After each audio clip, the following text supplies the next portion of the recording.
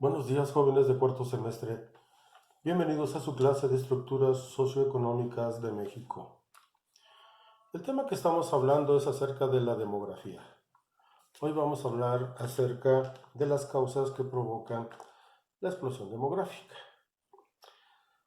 Las causas que determinan el aumento de la población son de tres clases.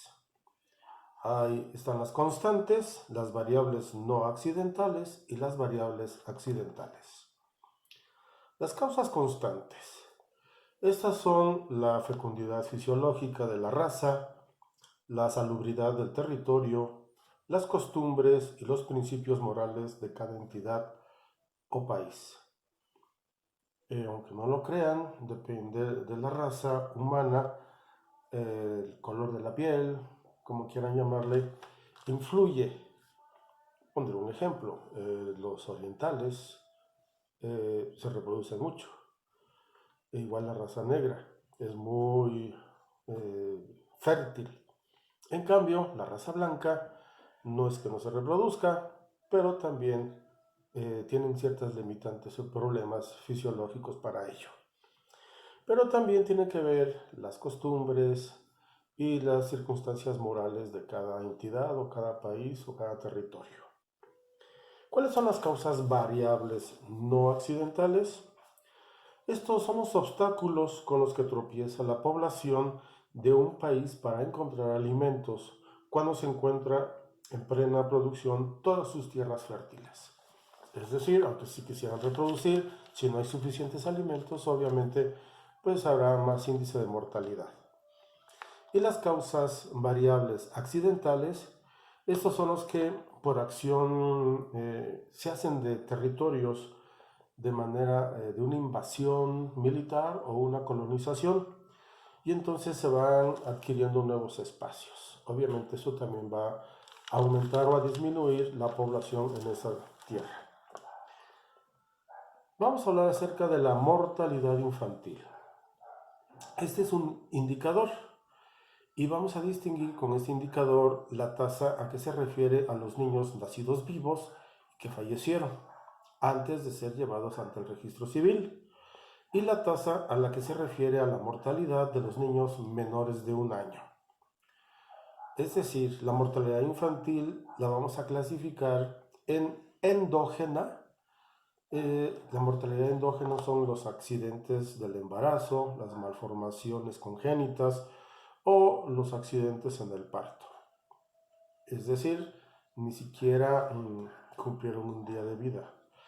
Y la mortalidad exógena son los fallecimientos causados por una alimentación deficiente o cualquier causa externa. Endo, dentro, exo, fuera. El índice de mortalidad. Es muy importante que nosotros veamos este indicador.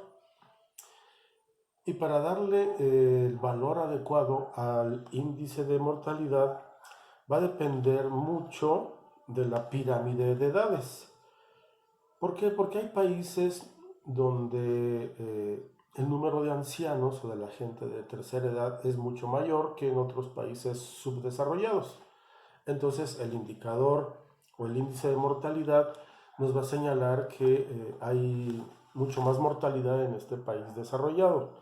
Pondré un ejemplo. Alemania es un país donde la mayoría es de la tercera edad. Y ese índice de mortalidad nos diría que en Alemania pues tienen un índice de mortalidad muy alto. Entonces el autor señala que nosotros usemos una pirámide de edades. Es decir, que establezcamos por lo menos 4 edades. De 1 a 5 años sería un índice. De 5 a 15 años sería el otro. Es un ejemplo. De 15 a 40, de 40 a 60 y 60. Y entonces estableceríamos en esta pirámide cuáles son la fracción de estas edades, la que es más incrementada para conocer cuál es el índice de mortalidad.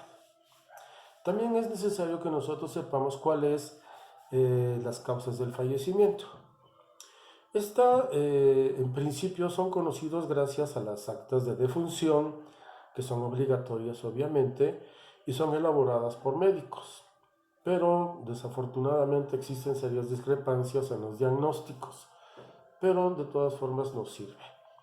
¿Para qué nos puede servir saber las causas de fallecimiento? Bueno, pues para determinar la autoridad cómo puede tener una población saludable o ver cómo podemos evitar que se sigan muriendo. Un ejemplo podría ser el alcoholismo o accidentes de tránsito.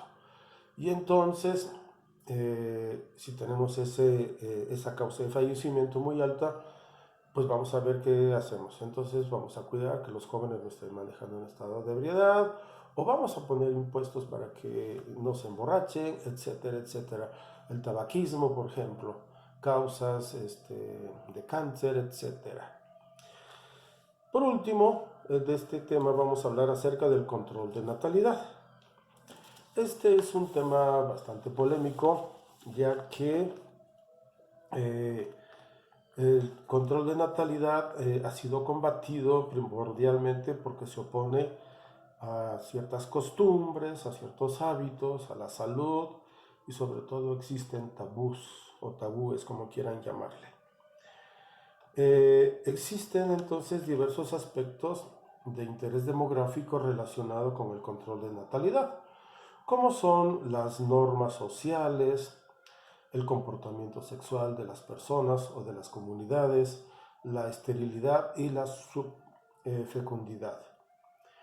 ¿A qué se refiere entonces con el control de natalidad? Bueno, pues ¿qué métodos anticonceptivos vamos a usar? Ustedes supongo que ya conocen todos de ellos. Pero, por ejemplo, y es un comentario nada más, la religión o algunas religiones se oponen a que se usen métodos anticonceptivos. El único, por ejemplo, método anticonceptivo que permite la religión católica es precisamente el ritmo. Es decir, las mujeres tienen sus periodos de menstruación y entonces se supone que son 7 días antes y 7 días después de ese periodo en donde la mujer está más fértil. Y obviamente no se puede tener ninguna relación. ¿Qué es lo que sucede? Pues mucha gente que practica esta religión pues evita usar pastillas, preservativos, etc. Como si estoy hablando de embarazos, no de enfermedades de transmisión sexual. Gracias por su atención, cuídense, nos vemos la próxima clase. No olviden enviar sus evidencias. Hasta luego.